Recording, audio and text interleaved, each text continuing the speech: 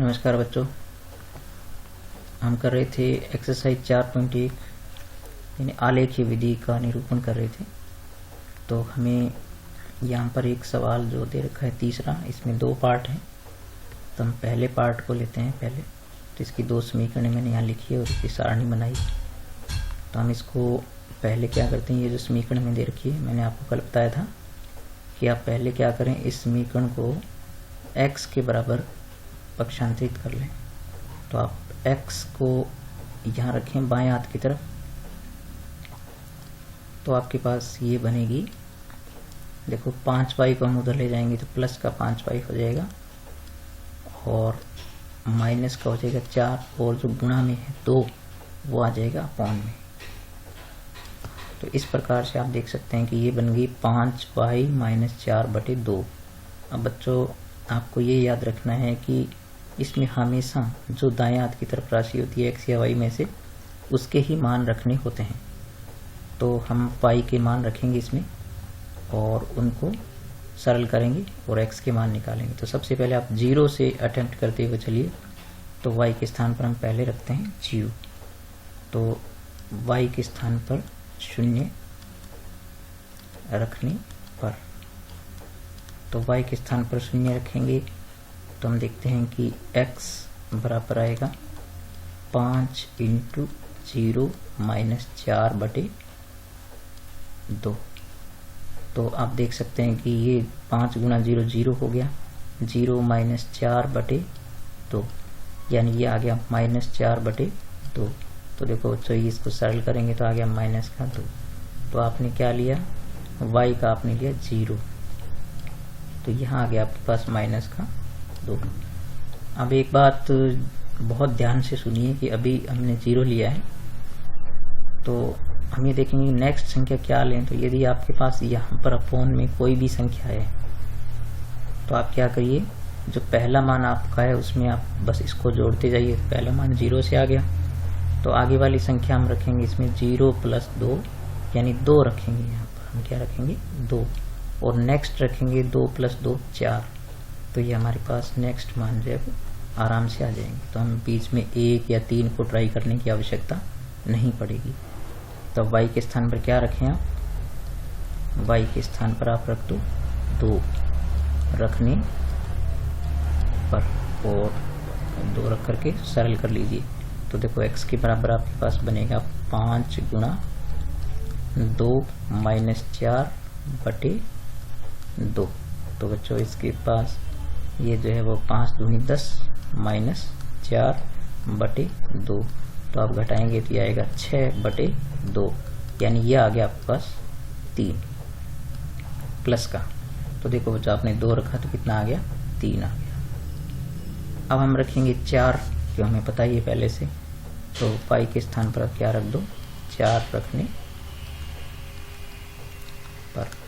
तो y के स्थान पर आप 4 रखेंगे तो x = हो गया 5 × 4 - 4/2। तो 5 जो कि 20 होता है, 20 - 4/2। तो ये आ गया 16, 16/2 आ गया आपके पास 8। तो देखो इस प्रकार से आपने 4 रखा तो आपके पास आ गया 8। तो ये इसके बिंदु आ गए बच्चों।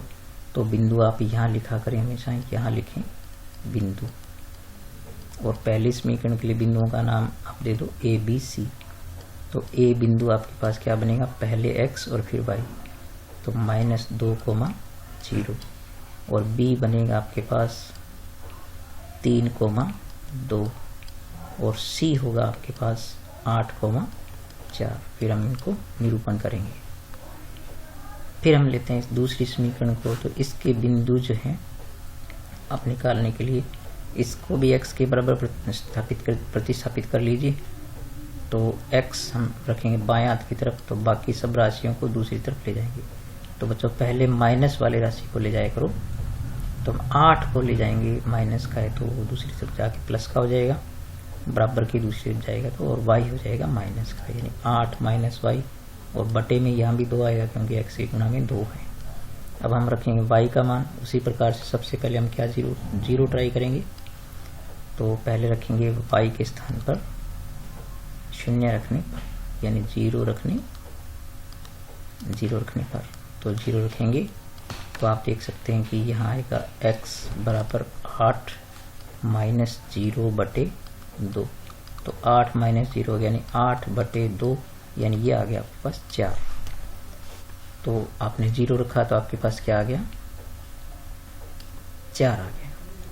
अब हम रखेंगे नेक्स्ट रखने के लिए आपको अभी बताया था कि यदि अपोन में कोई भी संख्या होती है तो वो जोड़ के पहले लिख लो। तो 0 में 2 जोड़ेंगे तो क्या आएगा आपके पास 2, और 2 में 2 जोड़ेंगे तो आएगा आपके पास 4। तो यहाँ आप देखिए y का मान हम क्या रखें, हम y के स्थान पर आप रखिए 2। तो 2 रखने पर, तो 2 रखेंगे तो बच्चों x बराबर हो गया आपके पास 8 माइनस 2/2। तो ये हो गया आपके पास 6/2, यानी ये आ गया 3। तो आपने 2 रखा तो आपके पास क्या आ गया, 3 आ गया। अब हम रखेंगे 4, तो y के स्थान पर क्या रख दीजिए आप, 4 रखने पर। तो 4 रखेंगे आप तो x बराबर 8 माइनस 4/2। तो ये आ गया 4/2, यानी आपके पास आ गया 2। तो इस प्रकार से आप कितनी आसानी से बिंदु निकाल सकते हैं। तो यहाँ 4 रखने पर आपके पास x का 2 आ गया। तो इसके बिंदु क्या बने, इसके बिंदु आपके पास हो गए, P बिंदु ले लीजिए पहला।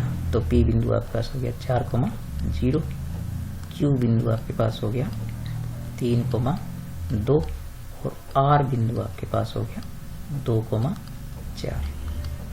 तो इस प्रकार से हमें इस दोनों समीकरणों से जो है इस प्रकार के बिंदु प्राप्त हुए। अब हम इनको ग्राफ में अंकित करते हैं।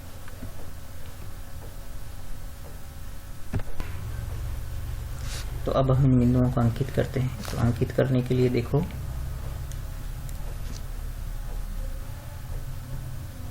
हमारे पास बिंदु जो है वो है -2,0। पहला बिंदु आपके पास है -2,0। तो बच्चों x का मान होता है पहला, तो -2 आपके पास यहाँ है, ये हो गया आपके पास -2।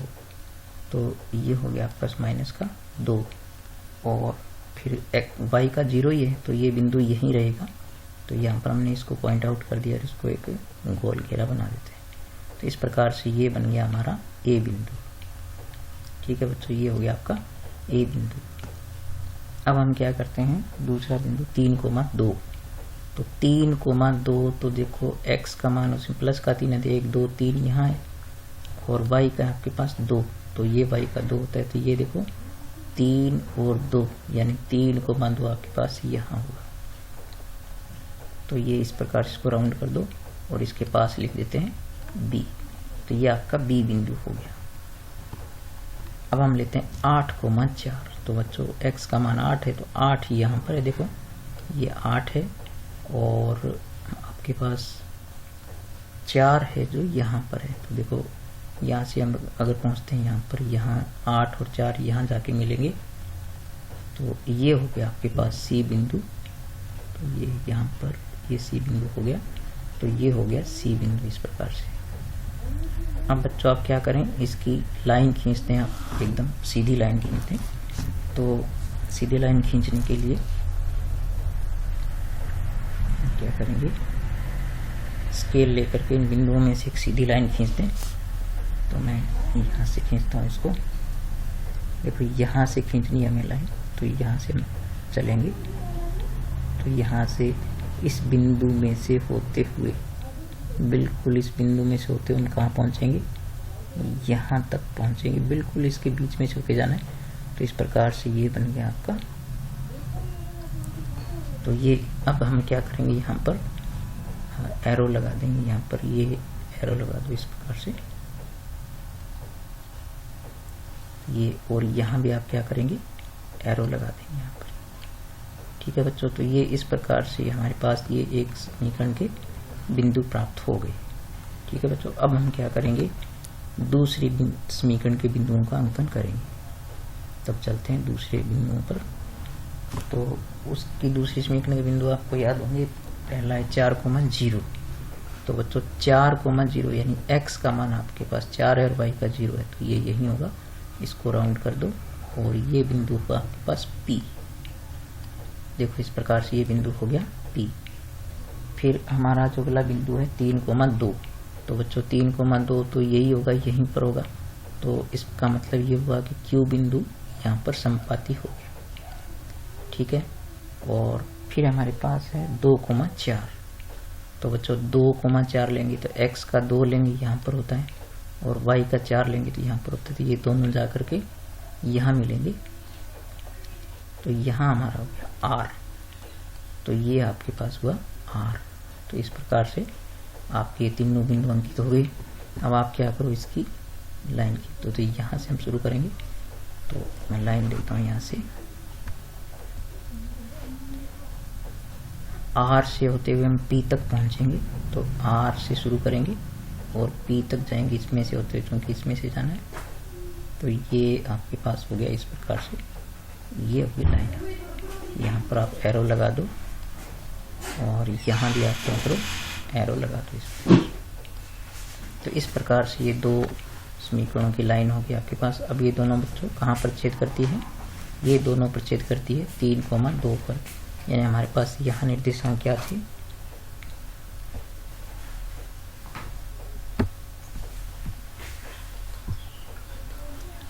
इसके निर्देशांक थे आपके पास -2,0। तो ये तो थे आपके पास -2,0 और ये आपके पास थे 3,2। तो ये वाले थे 3,2 और ये आपके पास थे 8,4 और ये आपके पास है 4,0 और ये आपके पास है 2,4। तो इस प्रकार से हमने देखा कि ये समीकरण जो इनकी रेखा इस प्रकार से बनी है। अब हम क्या करेंगे, इसका हल देखेंगे। तो हल बच्चों ये जो यहाँ पर जहाँ पर ये काटती है वो इसका हल होता है। तो इसका हल क्या हुआ, इसका हल हुआ 3,2 यानी जहाँ पर ये प्रच्छेद करती है। और साथ में आपको ये भी बताना था कि ये जहाँ पर y अक्ष को काटती है तो उन बिंदुओं के निर्देशांक भी आपको बताने हैं। तो चूंकि ये y अक्ष को यहाँ काटती है और ये वाली जो है y अक्ष को यहाँ काटेगी आगे जा करके, तो इसको हम थोड़ा एक्सटेंड करेंगे तो इसको हम आगे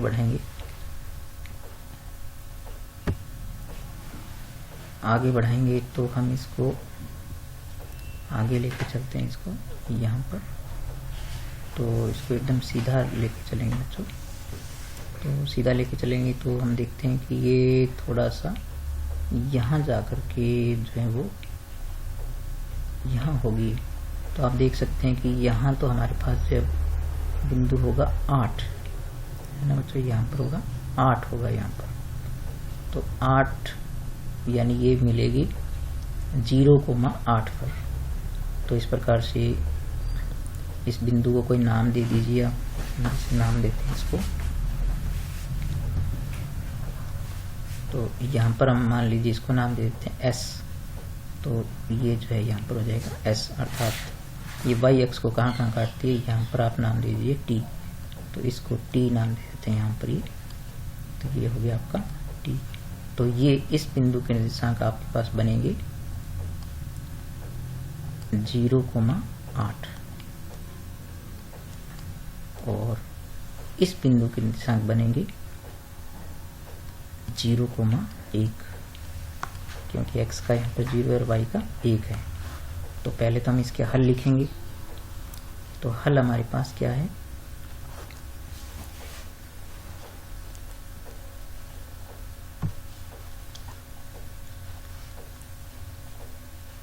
तो आलेखीय विधि से हल।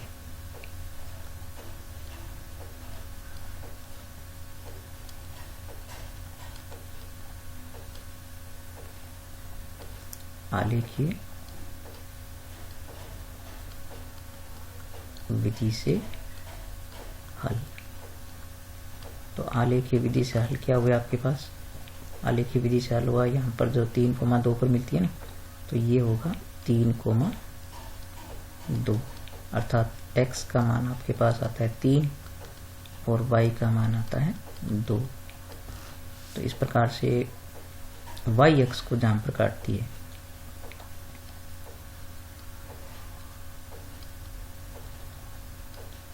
y अक्ष पर